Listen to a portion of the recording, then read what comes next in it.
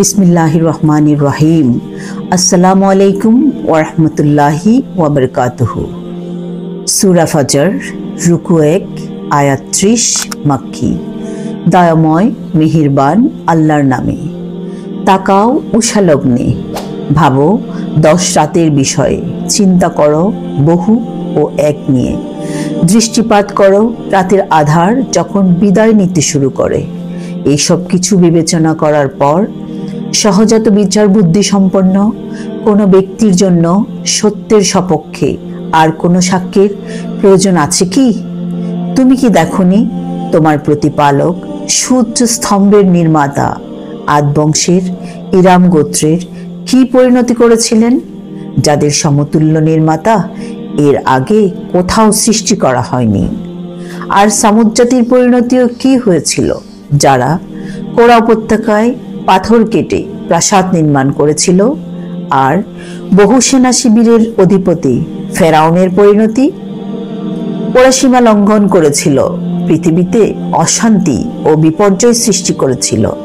এরপর তোমার প্রতিপালক ওদের উপর আযাবের কষাঘাত হানলেন।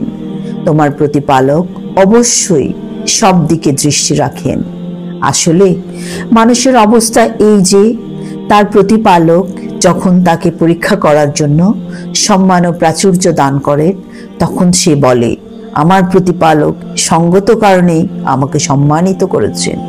আর যখন তিনি তাকে পরীক্ষা করার জন্য রিজিক সংকুচিত করেন, তখন সে বলে, আমার প্রতিপালক আমাকে অসম্মান করছেন। না, এ কথা সত্য নয়। আসলে এটা তোমার কর্মফল।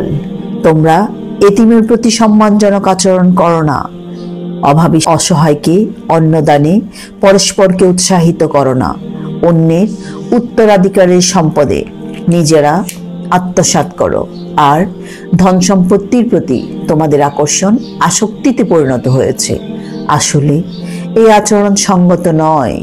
যখন জমিনকে চূর্ণ বিচূর্ণ করা হবে, যখন কাতারে কাতারে ফেরেশতাদের আসল প্রকৃতি উদ্ভাসিত হবে এবং তোমাদের প্রতিপালকের মহিমা তোমাদের সামনে সমুজ্জ্বল হবে এবং জাহান্নামকে সবার সামনে দৃশ্যমান করা হবে, সেদিন মানুষ আসল সত্যকে, অর্থাৎ কি কাজ করা উচিত ছিল আর কোন কাজ থেকে বিরত থাকা উচিত ছিল তা উপলব্ধি করবে।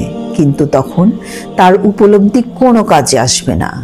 সেদিন সে বলবে, হায়, আমার পরকালীন জীবনের জন্য যদি আমি আগে থেকেই কিছু সৎকর্ম করে রাখতাম। সেদিন আল্লাহ অন্যায়কারীদের যে শাস্তি দেবেন, এমন কঠিন শাস্তি আর কেউ দিতে পারবে না। আর তার মতো শক্ত বাঁধনে বাধারও কেউ থাকবে না। অপরদিকে সৎকর্মশীলদের বলা হবে, হে প্রশান্ত চিত্ত, তুমি তোমার প্রতিপালকের কাছে ফিরে এসো। আজ তুমি পরিতৃপ্ত, আমিও তোমাদের উপর সন্তুষ্ট। আমার অন্য নেক বান্দাদের মধ্যে শামিল হও, প্রবেশ করো আমার জান্নাতে। আসসালামু আলাইকুম ওয়া রাহমাতুল্লাহি ওয়া বারাকাতুহু।